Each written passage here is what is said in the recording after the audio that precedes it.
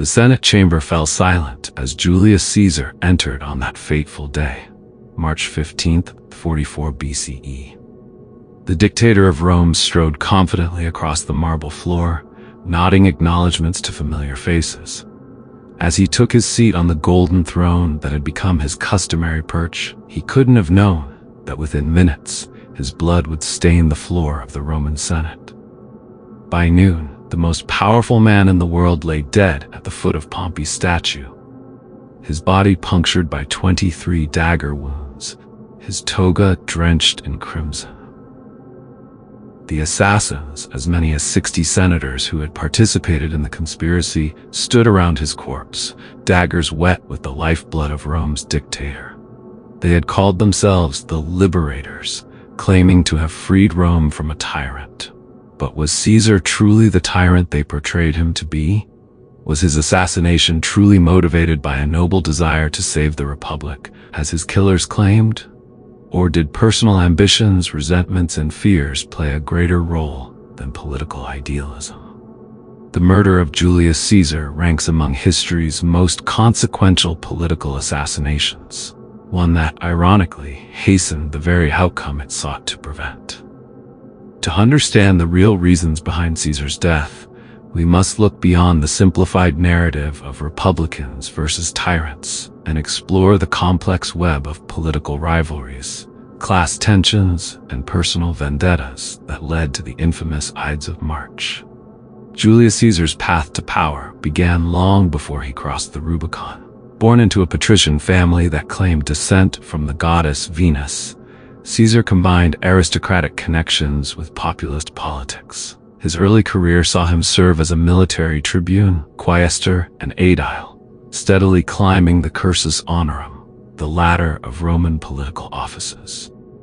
Caesar's true rise began with the formation of the First Triumvirate in 60 BCE, a political alliance with Pompey the Great and Marcus Licinius Crassus. This unofficial coalition allowed Caesar to secure the consulship in 59 BCE and subsequently a command in Gaul, where he would spend the next 8 years. In Gaul, Caesar transformed from politician to legend. His military campaigns expanded Roman territory dramatically, bringing vast wealth to Rome and personal glory to Caesar.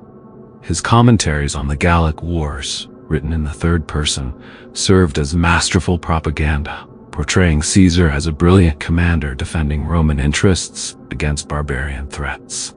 When civil war erupted between Caesar and Pompey in 49 BCE, Caesar made the fateful decision to cross the Rubicon River with his loyal troops, an act of open rebellion. "The die is cast," he reportedly declared, committing himself to either victory or destruction. After defeating Pompey's forces at Pharsalus and pursuing his rival to Egypt, where Pompey was murdered by local officials seeking Caesar's favor, Caesar emerged as the dominant figure in Rome. Caesar's increasing power alarmed traditionalists in the Senate. As he accumulated titles and honors, consul multiple times, Pontifex Maximus, chief priest, and eventually dictator, his authority grew beyond any single office. By 44 BCE, Caesar had been named Dictator Perpetuo, dictator for life. To the Roman aristocracy, this concentration of power threatened the fundamental principles of the Republic. The Roman system was designed specifically to prevent the emergence of kings, with power distributed among various magistrates and the Senate. Caesar's unparalleled authority, combined with his populist reforms that often bypassed senatorial approval, created the impression of a monarchy in all but name.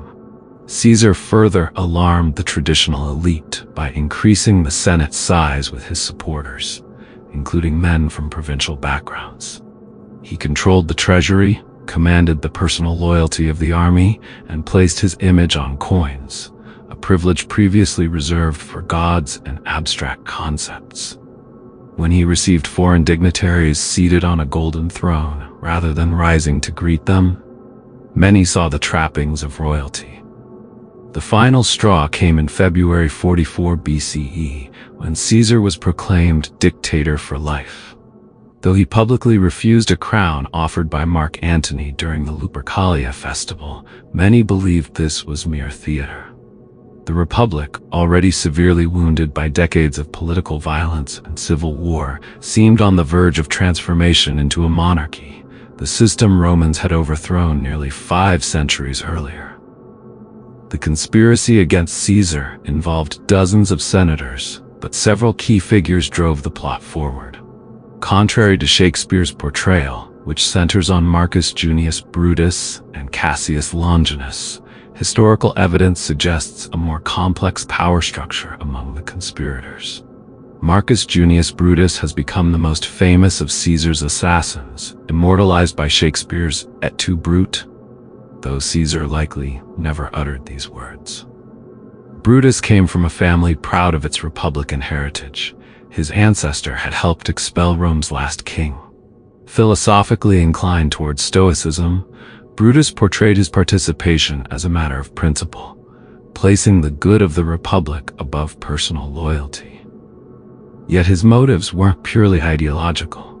Caesar had shown him extraordinary favor, pardoning him after he fought alongside Pompey and appointing him praetor.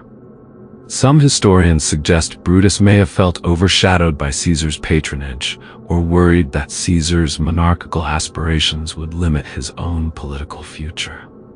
Gaius Cassius Longinus, an experienced military commander, likely harbored deeper personal resentments. Caesar had passed him over for important positions, and some accounts suggest Cassius was particularly offended when Caesar appointed younger, less experienced men to positions Cassius coveted.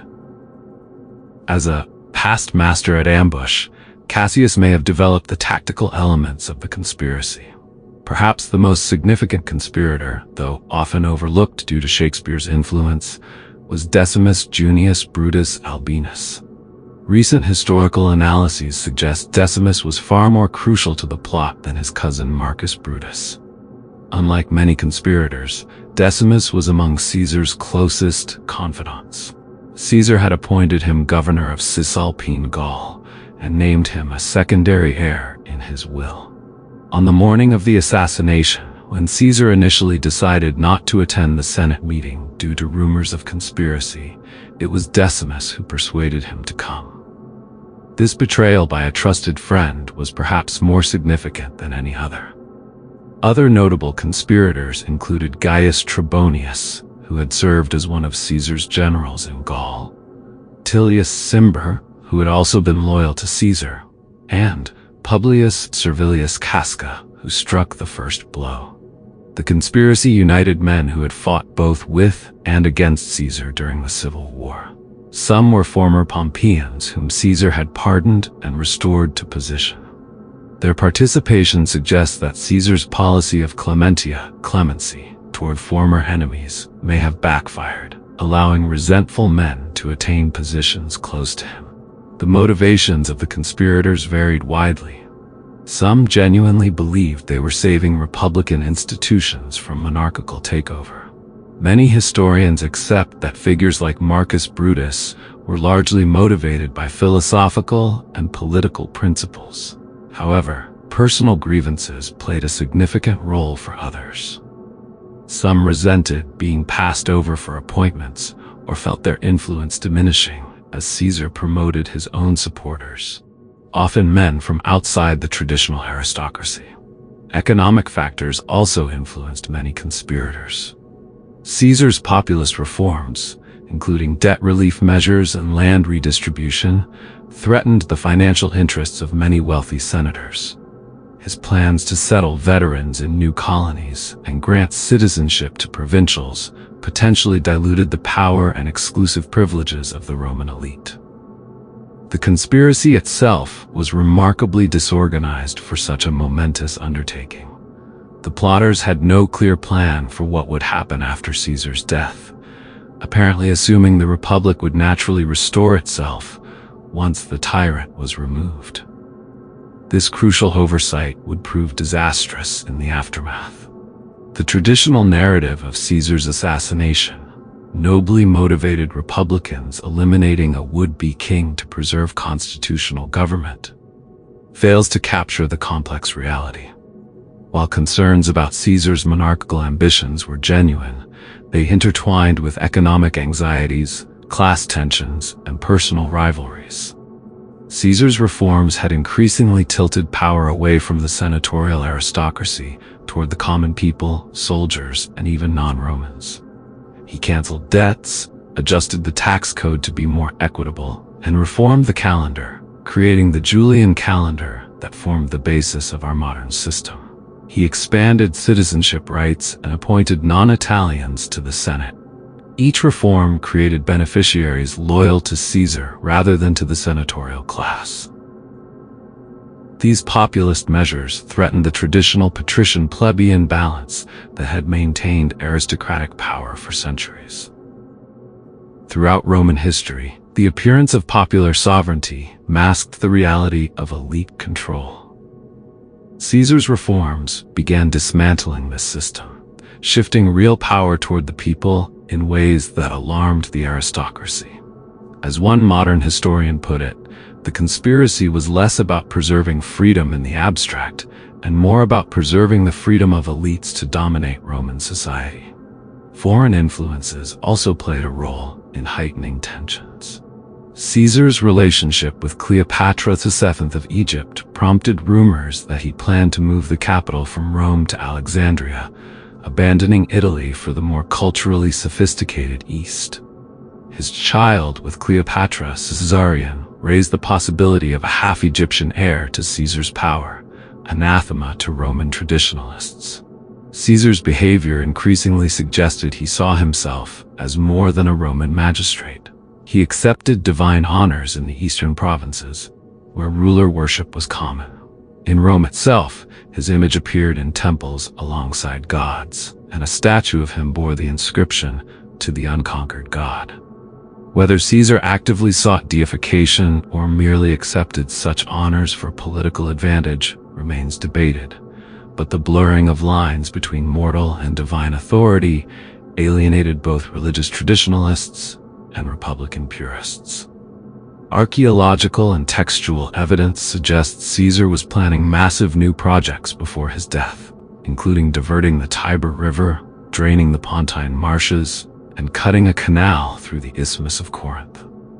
These ambitious schemes, combined with his military plans for campaigns against Parthia and possibly Germania, indicated a vision that extended far beyond Republican institutions.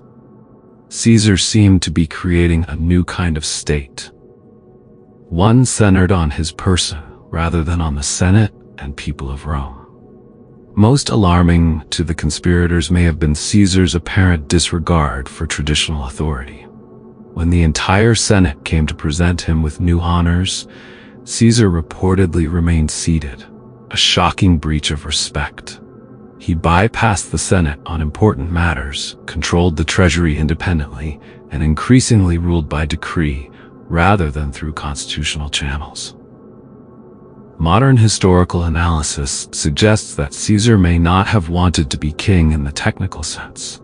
He was too politically astute to revive a hated title. However, he was creating a de facto monarchy, a system where all significant power flowed from him personally. Whether called dictator, first citizen, or some other title, the substance was increasingly monarchical, even if the form remained nominally republican. In this light, the assassination appears less as an idealistic defense of abstract constitutional principles and more as a desperate attempt by the traditional elite to preserve their privileged position in a rapidly changing system. While some conspirators undoubtedly acted from genuine Republican conviction, the group as a whole represented the last stand of an aristocratic order losing its grip on power.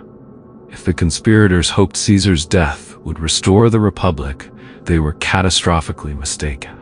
Far from saving Republican institutions, the assassination triggered a series of events that destroyed what remained of them. The immediate aftermath revealed the conspirators' fundamental miscalculation. They had expected the Roman people to celebrate Caesar's death as liberation from tyranny. Instead, When Brutus attempted to address the crowd following the assassination, he met with sullen silence. The common people, who had benefited from Caesar's reforms, did not share the Senate's view of him as a tyrant.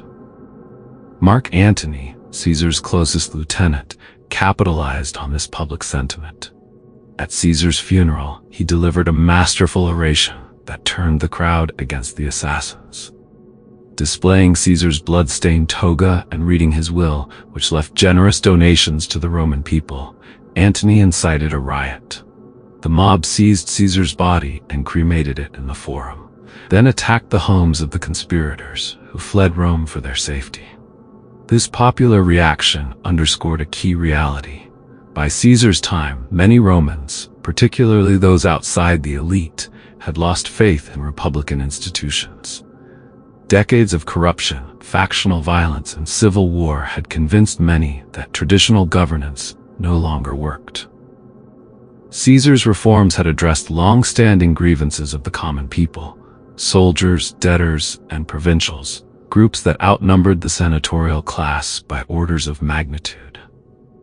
The political vacuum created by Caesar's death led not to republican restoration, but to another devastating civil war.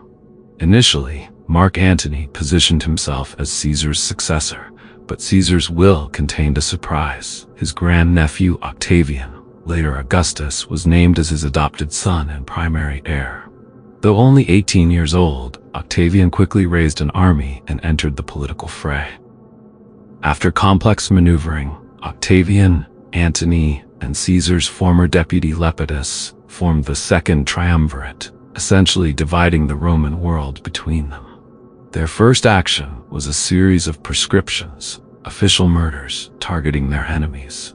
Among the victims was Cicero, the great orator who had opposed Caesar but not participated in his assassination. The triumvirs then turned their attention to the assassins themselves.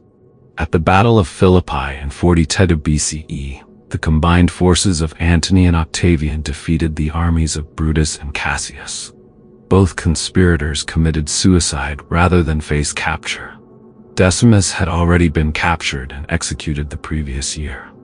Within 3 years of Caesar's death, nearly all his assassins were dead. The Second Triumvirate eventually collapsed into conflict between Octavian and Antony. After defeating Antony and Cleopatra at Actium in 31 BCE, Octavian returned to Rome as the undisputed ruler. Though he carefully avoided the title of king or dictator, preferring to be called princeps, first citizen, and Augustus, the revered one, he accumulated powers that exceeded even those of Caesar. The Roman Republic was dead, replaced by what historians call the Principate, the first phase of the Roman Empire.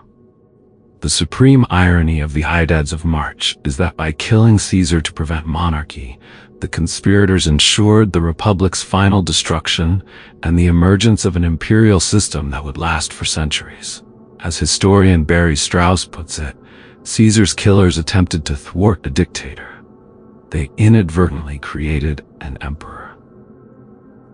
More than 2,000 years after his death, Julius Caesar remains one of history's most compelling and controversial figures. Was he a visionary reformer whose assassination derailed necessary changes to a failing system? Or was he an ambitious autocrat whose elimination, though unsuccessful in its immediate aims, represented a principled stand against tyranny? Modern historians generally reject simplistic characterizations. Caesar was neither a selfless champion of the people nor a power-mad despot. He was a brilliant, complex politician operating in a dysfunctional system, pursuing both personal glory and genuine reforms. His assassins similarly defy easy categorization, neither purely idealistic republicans nor merely self-interested aristocrats, but individuals with varying mixtures of principle and ambition. What seems clear is that the republic Caesar supposedly threatened was already failing before he seized power. Decades of economic inequality, political violence, and institutional dysfunction had created a system incapable of addressing Rome's problems. Caesar's rise reflected these systemic failures more than it caused them. His assassination, far from solving Rome's governance crisis, exacerbated it. Perhaps the most enduring lesson of the Ides of March is the danger of political violence as a solution to political problems. The conspirators, convinced that eliminating one man would restore their idealized version of the Republic, failed to address the underlying conditions that had allowed Caesar to accumulate power in the first place. Their actions not only failed to achieve their goals, but produced consequences far worse, from their perspective, than Caesar's continued rule might have been. Caesar's death also illuminates the gap that can exist between elite and popular perspectives on political leadership. While senatorial aristocrats saw Caesar as a tyrant destroying cherished traditions, many ordinary citizens viewed him as a champion addressing their long-standing grievances. This disconnect proved fatal to the conspirators' hopes, as they discovered that killing Caesar was easier than convincing Rome to thank them for it. The events surrounding the Ides of March continue to resonate because they speak to perennial questions about governance, reform, and resistance. When does reform become revolution? When does defense of tradition become defense of privilege? When is political violence justified, if ever? Caesar and his assassins offer no simple answers to these questions, but their story compels us to continue asking them. In the end, Caesar did not die simply for Rome, nor simply as a victim of personal enmities. He died at the intersection of competing visions for Rome's future, of class tensions and personal rivalries, of genuine principles and naked ambitions. His death marked not just the end of an extraordinary life, but a pivotal moment in the transformation of an ancient republic into an empire that would shape the world for centuries to come.